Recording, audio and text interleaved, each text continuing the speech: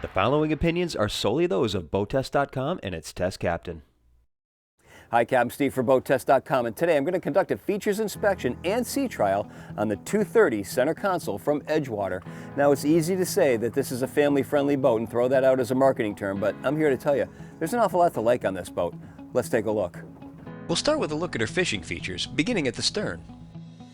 There are 4 rod holders across the transom, and to the port hand side, live well. The cushions snap down into position and the snaps are located all the way around, with them removed, an opening for storage. And notice underneath is a completely finished bilge. And a live well.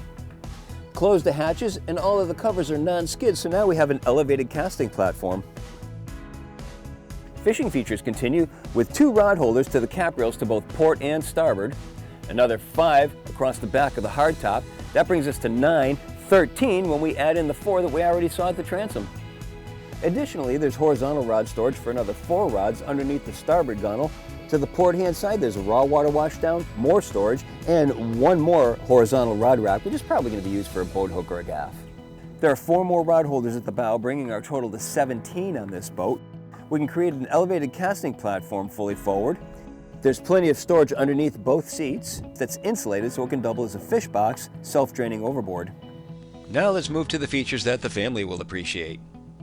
At the stern, 2 swim platforms. Each one comes out 3 feet 3 inches from the transom. There's a platform just in front of the 300 horsepower Yamaha 4-stroke so that we can walk back and forth and service the engine very easily, get the cowling off without any muss or fuss. Now over on the starboard side, take a look at this. There's a hatch concealing the 3-step reboarding ladder.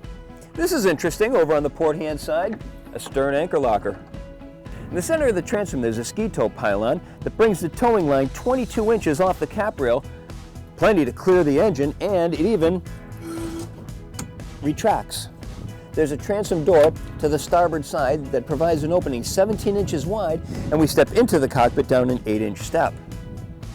Even if we don't use the boarding gate, we can still step in from the cap rail. It's 11 inches wide, and families are really going to appreciate the 25-inch cockpit depth. And I also appreciate the 33-inch bench seat going across the stern, and notice how the seat back takes advantage of the padded bolsters that wrap around the aft section of the boat. There's USB connectivity over to the port hand bulkhead. Just ahead of us, 40-quart cooler, and notice that it's on a slide so we can easily access the inside. And notice that because there's a lift and lock latch, all we have to do is push it back into position and it locks. Notice how well supported this leaning post is, so we can brace ourselves in here quite nicely. Plus, there's a grab handle just ahead that works whether we're sitting down or standing up. The safety factor continues as we move forward. The bolsters start at 21 inches and top out at 27 inches. And take a look at this, fire extinguishers to the bulwarks to both port and starboard.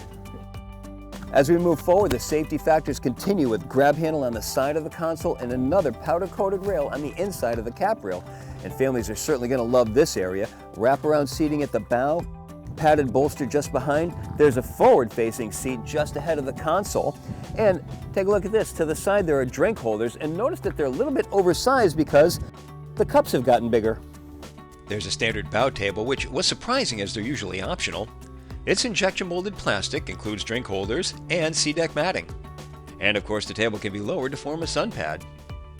And if the sun gets to be too much, then we can pull out some carbon fiber support poles and add a sunshade to the bow, and another one can go in the stern. Family features continue inside the console, where we have a head compartment. There's a porta potty with a pump out as standard. We measured an overhead clearance of 5 foot 1 inch, 3 feet 11 inches just over the porta potty. I like how there are opening panels to both sides of the porta potty, so we can use it as either dive tank storage or just fender storage. I really like that all the extra features on this boat have dedicated storage spaces here. There's the pedestal for the bow table. There's storage for the table inside the console as well as the shade. Here's a thoughtful touch. Once we remove these tables, a lid will drop down into place so that we don't lose anything in those compartments. There's cargo net storage over on the port side bulkhead and underneath the seat. Now let's look at our operational features. There are 3 6.5-inch pull-up cleats to both sides. Operational features continue inside the console. All the way in the back, there's easy access to the back side of the console so that we can do our installations. Just ahead, Underneath the step, both our batteries. The electrical panel is just to the starboard side. The helm, there's a lot to like here. First of all, take a look at the windshield. It's framed to the sides and to the front, and I like that better than having a wraparound windshield because then you get distortion here. There's a little blockage here, but I don't care about that because it's a lot easier for me and more natural to take something from one side to the other than to try and figure it out over that distortion. So well done there, EdgeWater. Nice dash panel. I'd like to see the compass in front of the helm. Just below, 12-inch multifunction display, Yamaha engine display, Fusion stereo, electrical panel, space for putting stuff just behind, and notice the padded surface. A little bit of a raised edge here would be a little bit better to keep things in place.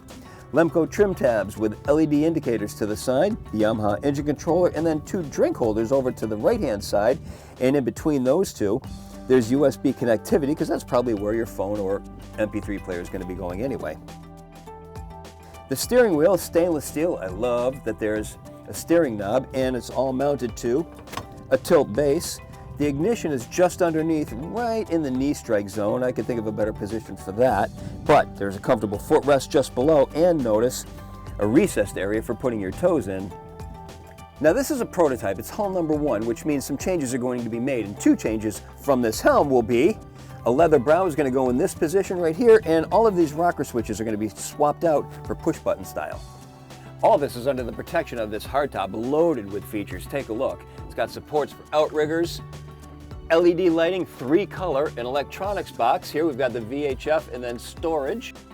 Storage for life jackets, speakers to the back, another LED light, rails to the sides, and coming down the back of the supports, so we have grab handles all the way around. And notice how these supports are integrated into the console so they don't take up any space in the 22-inch wide side decks.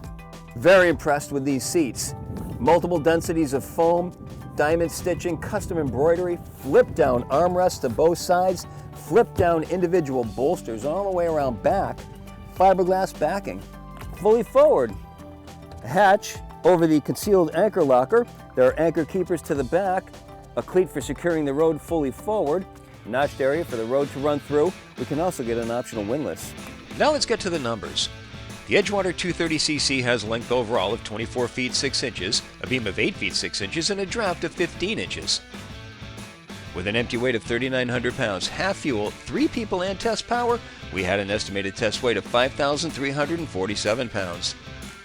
With a 300 horsepower Yamaha 4-stroke turning an 18T 15 1/4 saltwater Series 2 propeller and run up to 5,700 RPM, we reached our top speed of 51.1 miles per hour. Best cruise was reached at 3,500 RPM and 28.5 miles per hour. It was at that speed that the 9-gallon-per-hour fuel burn translated into 3.2 miles per gallon and a range of 314 statute miles, all while still holding back a 10% reserve of the boat's 110-gallon total fuel capacity. With minimal bow rise, we accelerated to planing speed in 3.2 seconds, reached 20 miles per hour in 5.7 seconds, and 30 came and went in 9.4 seconds. With calm water, we were left with crossing in the wake of our camera boat and found that she transitions with no pounding and a smooth re-entry. Her chines carry all the way to the bow to form spray rails, creating a dry ride. Hard turns showed no chine walk. Overall, it's a fun boat to drive, and she seems to like being driven hard. I'd really like to be able to get this offshore, as I feel she'd be just as good there. So we've got a boat that goes over 50 miles an hour, plenty of fishing features, and comfortable family features all rolled into one with the 230cc from EdgeWater. And that is my full features inspection and sea trial. For BoatTEST.com, I'm Captain Steve. We'll see you on the water.